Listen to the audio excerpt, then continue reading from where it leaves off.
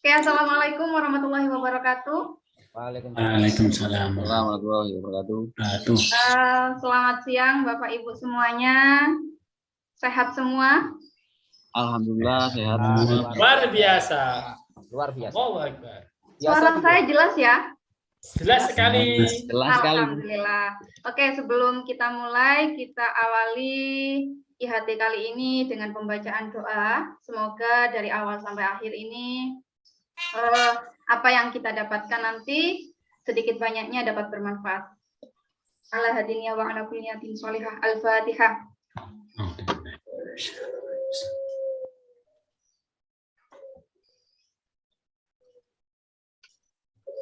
Selesai? Bapak Ibu, gimana? Kemarin sudah ngerjakan tugas ya. Sekarang kan hari kelima IHT kita. Berarti kemarin kita sudah, tadi ya, asinkronisnya kita sudah ngerjakan tugas ATP, alur tujuan pembelajaran. Jadi kita sinkronkan sekarang pemahaman kita tentang ATP itu apa, kemudian konsepnya bagaimana, dan lain sebagainya. Nanti kita akan bahas di sini. Apakah nanti pekerjaan kita betul atau enggak, kita nanti koreksi masing-masing. Tapi sebelumnya kita refleksi dulu, kita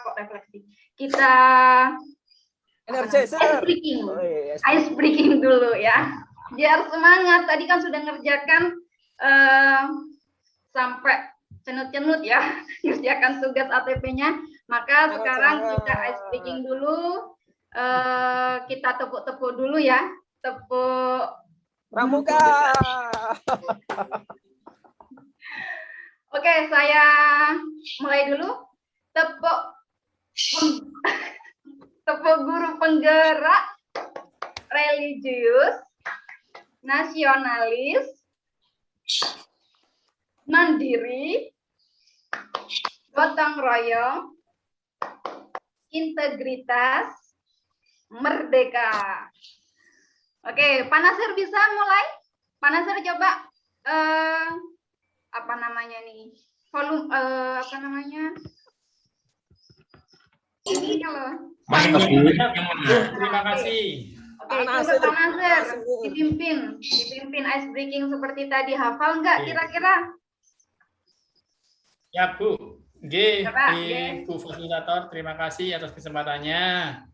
Oke, teman-teman semuanya, Bapak Ibu, mari kita semangat di siang hari ini agar di hari kesekian ini kita bisa lebih semangat. Tepuk guru penggerak religius, nasionalis, mandiri, gotong royong, integritas, merdeka. Oke, kita lanjut ya. Jadi seperti yang sudah saya sampaikan tadi, maka hari ini kita sinkronkan pemahaman kita tentang apa itu ATP atau alur tujuan pembelajaran. Saya share screen dulu.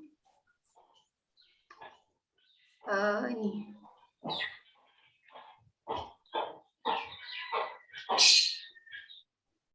Sudah terlihat semua Bapak Ibu? Ya Bu. Gimana sebelum kita mulai bahas, gimana untuk pekerjaannya kemarin, ada kesulitan nggak kira-kira? Banyak. Banyak ya. Pak Sam, kenapa itu belum makan ya Pak Sam? Kok garu-garu aja? Gatel Bu, gatel Bu. Oke, biar nggak tegang ya Pak Sam ya. Iya Bu, gatel. Oke, lanjut Pak Sam. Kita akan bahas. Capek Pak. Kita akan bahas alur tujuan pembelajaran terlebih dahulu, konsepnya dulu. Jadi kita bahas konsep alur tujuan pembelajaran. Sebenarnya ada dua langkah besar dalam penyusunan perangkat ajar ya dalam suatu mata pelajaran. Ada capaian pembelajaran. Kalau capaian pembelajaran ini sudah ditetapkan oleh pemerintah, kita nantinya hanya mengembangkan saja. Kemudian di sini ada penyusunan alur dan tujuan pembelajaran yang nantinya kita akan bahas. Kemudian yang kedua, langkah besarnya itu ada pengembangan modul ajar. Nah, nih. Bentar. Oke, capaian pembelajaran sendiri, sebentar. Oke, capaian pembelajaran sendiri itu adalah kompetensi yang diharapkan dapat dicapai oleh siswa di akhir fase. Jadi kompetensi keseluruhan atau kompetensi umum yang diharapkan dapat dicapai oleh siswa di akhir fase. Tapi ini adalah kompetensi minimal, ya, minimal yang disediakan oleh pemerintah. Kita nanti sebagai guru bisa mengembangkan sesuai dengan fasenya masing-masing. Di sini ada beberapa fase, mulai dari fase A, kemudian sampai fase F. Filenya masing-masing, ya. Kemudian, apa sih alur pembelajaran itu? Alur pembelajaran itu adalah rangkaian tujuan pembelajaran yang tersusun secara sistematis dan logis. Jadi nanti alur pembelajaran itu dari mana? Mulai dari capaian pembelajaran, di breakdown ke tujuan pembelajaran, lalu dari tujuan pembelajaran itu kita susunlah alur pembelajaran. Jadi alur pembelajaran itu pengelompokan dari tujuan-tujuan pembelajaran. Nanti, nah, sedangkan konsep alur tujuan pembelajaran itu jangan dilupa ada tiga aspek ketika kita menyusun tujuan pembelajaran, karena nanti di dalam alur pembelajaran itu kan ada tujuan pembelajaran. Dalam menyusun tujuan pembelajaran ada tiga aspek ini, ada aspek kompetensi, ada aspek konten, ada aspek variasi. Kalau aspek kompetensi ini Bapak Ibu sudah paham, berarti di sini adalah kemampuan yang dapat didemonstrasikan oleh siswa. Kemampuan apa yang kita inginkan siswa dapat capai. Nah, kemudian konten itu elemen-elemen apa atau materi apa yang diharapkan siswa paham. Dan variasi ini adalah keterampilan berpikir yang perlu dikuasai siswa untuk dapat mencapai tujuan pembelajaran itu sendiri. Nah, ini konsep tujuan pembelajaran, ada variasi, kemudian awal itu sebentar. Ada kompetensi, ada konten, dan ada variasi. Mungkin lebih jelasnya saya jelaskan sedikit. Jadi kompetensi tadi kemampuan yang didemonstrasikan sudah ya, Bapak Ibu. Nah, ini. Nah, saya contohkan di sini ada contoh pembuatan tujuan pembelajaran. Misalkan di sini menjelaskan hukum Newton dengan menggunakan kata-kata sendiri dan menceritakan fenomena dalam keseharian yang menggambarkan hukum Newton. Jadi dalam kata-kata menjelaskan itu masuk pada ranah atau aspek kompetensi. Hukum Newton itu adalah kontennya atau materi yang dipelajari, kemudian menggunakan kata-kata sendiri itu adalah variasinya. Itu untuk konsep tujuan pembelajaran.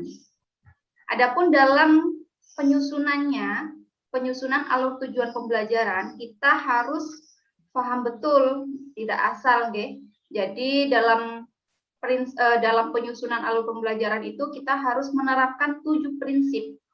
7 prinsip alur tujuan pembelajaran itu apa saja? Ada sederhana dan informatif. Maksudnya adalah perumusan ATP ini dipahami oleh penulis sendiri maupun pengguna. Jadi ketika pengguna itu baca alur tujuan pembelajaran kita atau tujuan pembelajaran kita, itu langsung paham. Sangat sederhana dan mengandung kalimat yang informatif. Begitu. Kemudian yang kedua, esensial dan kontekstual. Jadi di sini memuat aspek pembelajaran yang sangat mendasar atau penting, yakni kompetensi konten dan hasil pembelajaran. Selain itu juga mempertimbangkan penyediaan pengalaman belajar yang relevan dengan kehidupan atau dunia nyata. Kemudian yang ketiga, berkesinambungan. Jadi namanya berkesinambungan ya, jadi harus beruntut atau sistematis. Nah, ini antar fase dan antar tujuan pembelajaran saling terkait dan merupakan capaian secara runtut, sistematis, dan berjenjang untuk memperoleh CP yang telah ditetapkan dalam setiap mata pelajaran. Kemudian prinsip yang keempat itu ada pengoptimalan 3 aspek kompetensi, ada kompetensi pengetahuan, keterampilan, dan sikap. Sikap ini kita kaitkan dengan tadi yang sudah dijelaskan ya sama yang kemarin dijelaskan pada materi awal kita, yaitu tentang profil Pancasila. Itu kita tujuan pembelajaran itu kita kaitkan, ada beriman, berkebinekaan global, kemudian bergotong royong, kreatif, bernalar kritis, dan mandiri. Kemudian yang kelima itu ada merdeka belajar. Jadi prinsip utama penyusunan ATP adalah pemahaman istilah merdeka belajar, antara lain memerdekakan siswa dalam berpikir dan bertindak pada ranah akademis dan bertanggung jawab secara moral. Kemudian memfasilitasi dan menginspirasi kreativitas siswa. Kemudian yang ketiga, mengoptimalkan peran dan kompetensi guru dalam merumuskan perancangan dan pelaksanaan pembelajaran. Yang keenam, itu prinsip yang keenam, operasional dan aplikatif. Jadi rumusan ATP ini memvisualisasikan dan mendeskripsikan proses pembelajaran dan penilaian secara utuh, ya, yang dapat menjadi acuan operasional yang aplikatif untuk merancang modul ajar. Yang terakhir adalah adaptif dan fleksibel. Jadi harus fleksibel sesuai dengan karakteristik mata pelajaran, karakteristik siswa, karakteristik satuan pendidikan. Nih. Nah, kemudian setelah kita melihat 7 prinsip tadi, kita mulai menyusun.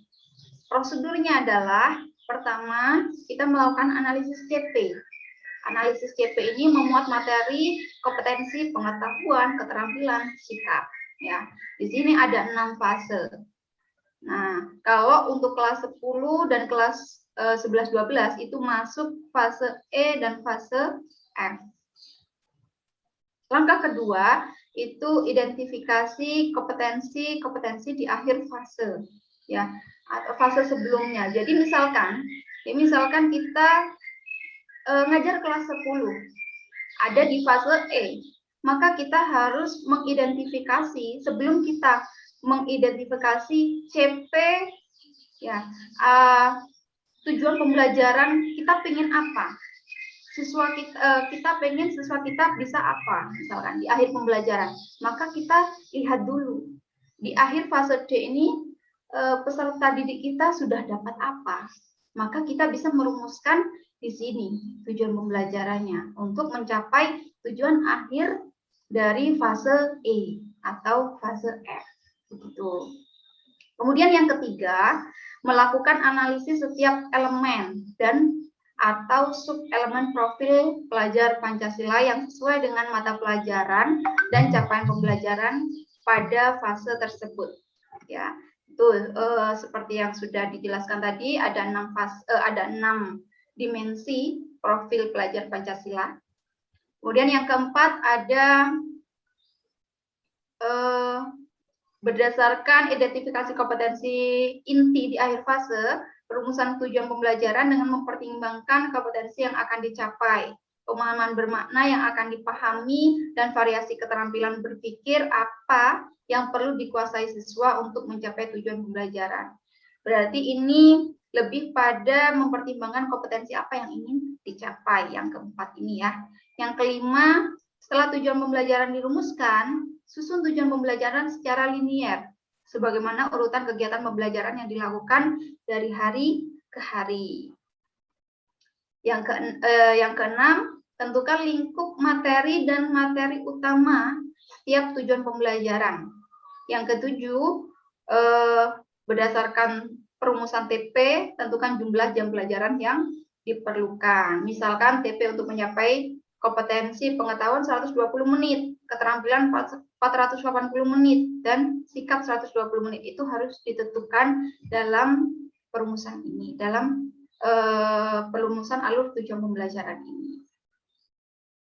Nah, untuk lebih jelasnya mungkin lebih ini nggih. Saya lihat kelompok pekerjaannya teman-teman. Nah, ini contoh lembar kerja analisis alur tujuan pembelajaran yang disusun oleh kelompok agama Islam, ya. Nah, di sini nanti ketika menyusun itu ada satuan pendidikan, kemudian mata pelajarannya apa, dan fase yang diampu apa.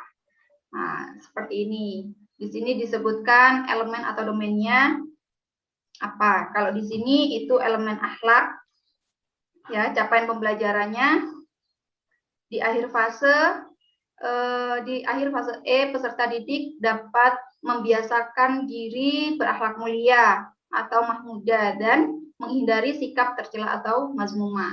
Nah, TP-nya seperti ini. Sekarang Bapak Bu, tampilannya, Bu. Bu, tampilannya belum ada, Bu. Tampilan ada, Bu. Enggak tampil, Bu. Terlihat. Tampil, oke. Sebentar. Ditampilkan, Bu. GG. Berarti pause. Sebentar. Ini. Sudah tampil? Belum. Sudah tampil Bapak Ibu? Belum. Oh, belum. Belum. Ya, masih yang lama, yang tadi yang. Nah, sudah. Sebentar. Ini stop ya? Stop. Oke, ini ya. Sampun? Ampun, Bu. Oke. Untuk ini contohnya.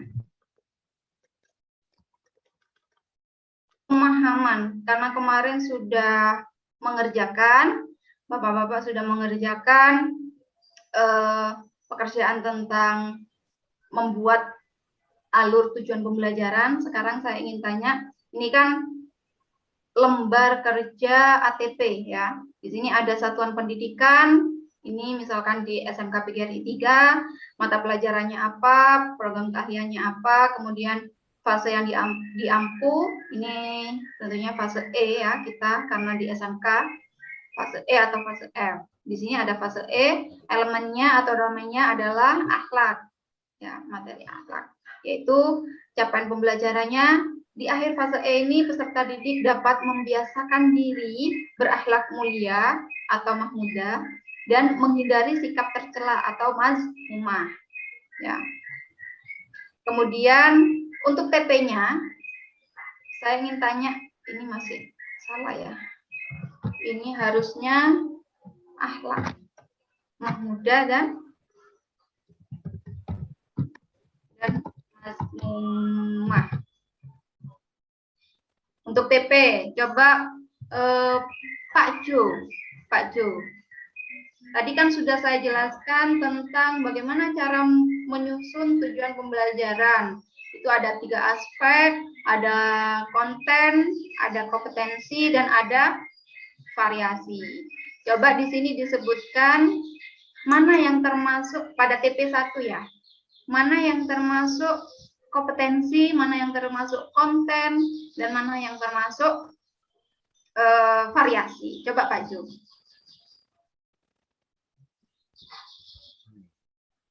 Pak Jo? Yang termasuk konten ya warna kuning itu. Yang termasuk kompetensi biru.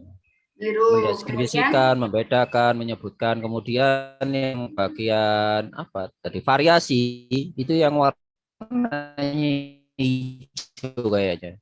Gimana? Nah, variasi berarti kan variasi ya, variasi ragam. Oke. Variasi yang hijau. Yang hijau. Yang di blok warna hijau. Nah, betul ya.